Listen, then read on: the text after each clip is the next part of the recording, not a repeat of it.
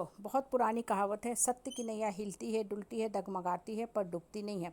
कहने का मतलब क्या है ना, कि जब आप सत्य के पथ पे रहोगे ना, तो आपको बहुत सारी गलत बातें सुननी पड़ेगी। लोग आपको झूठा ब्लेम करेंगे, आपके खिलाफ गलत सलत बातें बोलेंगे, आप ही के ऊपर सारा दोषारोपण करते जाएंगे। लेकिन आपके आत्मा में इतनी शक्ति ज़रूर होनी चाहिए कि आप सत्य को बोल सको दुनिया के सामने।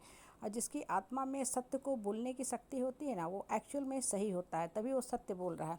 इसलिए कभी भी जीवन में घुट के, रोके, पढ़ के, डर के, दब के मत जियो। लोग आपको पागल करार कर रहे हैं, पागल करार करने में लगे हुए हैं, तरह तरह से टॉर्चर कर रहे हैं परिवार के लोग। इनफैक्ट आपके अपने हस्बैंड हैं, वो सर पे बैठे हुए हैं। बहुत बार होता है कि पति ही दुष्ट होता है।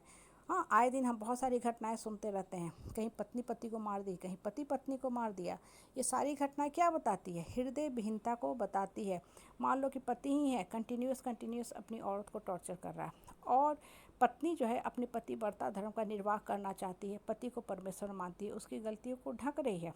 लेकिन आखिर कब तक वो भी बर्दाश्त करेगी? या तो एक दिन वो पूर्ण रूप से पागल हो जाएगी, या फिर वो सुसाइड कर लेगी, जो सरासर दोनों चीज़ें गलत हैं। धरती पर आप आए हो अपने हिस्से का जीवन जीने के लिए, लेकिन जीवन जीने का ये मतलब नहीं है कि रोके घुट के मर के आप डेली समय काट रहे हो। नहीं, खुश मन से जियो, प्रसन्नचित होकर जियो, तभी जीवन जीने का आनंद आपको आएगा। और जो लोग आपको तंग कर रहे हो ना, उसको हमेशा एक्सपोज करो। जब आप सत्य के पथ पे रहोगे ना, तो भगवान आपके साथ रहेगा, और आपकी आत्मा में इतनी शक्ति आ जाएगी कि आप सत्य को बोल पाओगे, सत्य को स्वीकार पाओगे, और अपनी बातों को सही समय पे सही लोगों के बीच में सही शब्दों द्वारा कम से कम समय में रख पाओगे। कहने का मतलब क्या होता है ना, कि लोग आपको डरा रहे हैं, धमका रहे हैं, अरे तुम्हारा नाम इस परिवार से हट जाएगा, फैमिली डायनेस्टी से हट जाएगा। तो सबसे पहली बात, हाँ, आपका कोई भी पहचान पत्र हो गुम हो गया, लेकिन आधार कार्ड सुरक्षित होना चाहिए, वही आपका रियल आइडेंटिटी है। ठीक है? इंसान का भी अपना रियल का आइडेंटिटी क्या है, रियल का पहचान पत्र आधार कार्ड क्या है? हम सब ऊपर से आए हैं, ऊपर वाले की संतान है। फ़र्क सिर्फ इतना है कि आज जिस घर में जन्मे, अगले जन्म में उस घर में जन्म हो गए, पिछले जन्म में आप कहीं और जन्मे थे। कहने का मतलब क्या होता है ना, कि मन को खोल के रखो, मन को ऊपर वाला से जोड़ के रखो, और जितना ज़्यादा मन खुलता है, मन चोट खाता है ना, मन सत्य उगलना शुरू करता है। इसलिए जीवन में जो भी परिस्थितियाँ है, परेशानियाँ है, उससे अपने आप को सजा मत दो। सजा देना है तो पापियों को सजा दो, एक्सपोज उनको करो जो पापी पाप कर रहे हैं। पापी तो उन्मुक्त आकाश में उड़ते रहते हैं, लोग अपना जीवन ख़त्म कर लेते हैं, सुसाइड करके जीवन बर्बाद कर लेते हैं, जो सरासर गलत है। आए दिन इतने सारे मोटिवेटिंग वीडियो आते रहते हैं यूट्यूब पे, नेट पे, कमेंट्स हम पढ़ते रहते हैं, लेकिन कोई भी इंसान सीखता कुछ नहीं हम देखते हैं। ज़्यादातर लोग वही घिसी पिटी जीवन जीते हैं।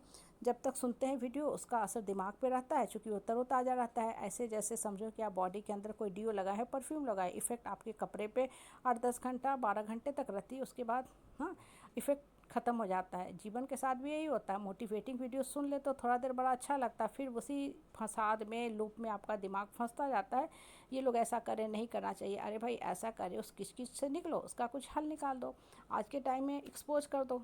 हर किसी को जीने का हक है। इनफैक्ट जो काम वाली दीदी होती हैं, आंटी होती हैं, उनके साथ भी आप गलती से भी बदसलूकी नहीं कर सकते हो। अगर आपने गलती से भी कुछ बोल दिया, कह दिया, तो उनकी भी एक फ़ौज होती है, वो आ जाती हैं एक दूसरे के फेवर में। तो आप तो भाई सशक्त आदमी हो, आपके पास इतनी बड़ी ताकत है, सोशल मीडिया की ताकत है। आप अपनी बातों को सही समय पर सही लोगों के बीच में सही तर्क के साथ, सबूत के साथ रखो। दुनिया खुद समझेगा कि हाँ, आपके साथ गलत हुआ है, हमको आपके साथ खड़ा होना चाहिए। एक लड़की है, मान लो वो बरसों से घर की इज्जत बचाई हुई है, बाप की इज्जत बचाई हुई है, ससुराल की इज्जत बचाई हुई है, लेकिन इसका मतलब ये तो नहीं है कि वो अपना जीवन को ही न्यौछावर कर दे परिवार, समाज, हित नाता, रिश्तेदार के लिए। कब तक आखिर वो भी बर्दाश्त करेगी? उसको भी जीने का हक है। वो लड़की अपने पति को परमेश्वर मानती है, पति की गलतियों को ढक के रखती है। हाँ, पति हर पाप करता है, उसको हर एंगल से तंग करता है, टॉर्चर करता है, domestic violence, mental torture, physical एविडोरी हरासमेंट, सेक्सुअल हरासमेंट करता है। उसका हक है कि भाई पत्नी हो तो तुमको पशुवत व्यवहार करेंगे, तुमको मारेंगे, पीटेंगे, बॉडी को डैमेज करेंगे, और फिर तुम्हारे ऊपर चढ़ के हम शारीरिक सुख भी भोगेंगे। ये कैसा प्यार है? ये प्यार नहीं है, ये तो पशुवत व्यवहार है, एक्सट्रीम पशुवत व्यवहार है। आप घर के अंदर गाय को भी रखते हो मार पीट के, उससे दूध नहीं दूध सकते हो, और लोग बर्दाश्त करते रहते हैं बरसों से। इसलिए इसके खिलाफ आवाज़ उठाओ, नहीं तो इस तरह के पापी कभी भी सुधरने वाले नहीं हैं। पति पत्नी का संबंध जो होता है ना, प्यार, विश्वास, आत्मीयता का इतना गहरा संबंध होता है कि दुख, दर्द, कष्ट, क्लेश, संताप बिना कहे ही समझ जाते हैं, क्योंकि मन और आत्मा बात करता है, मुख की जरूरत ही नहीं है। पति पत्नी का संबंध सुपरफिशियल सामाजिक शो ऑफ का एक मैकेनिकल रिश्ता नहीं होता है, कि बस समाज को दिखाने के लिए जिए जा रहे हैं। नहीं, प्यार मन और आत्मा से होना चाहिए। जैसे भगवान की पूजा हम आत्मा से करते हैं, वही रियल पूजा है, और तभी जीवन भी चलता है।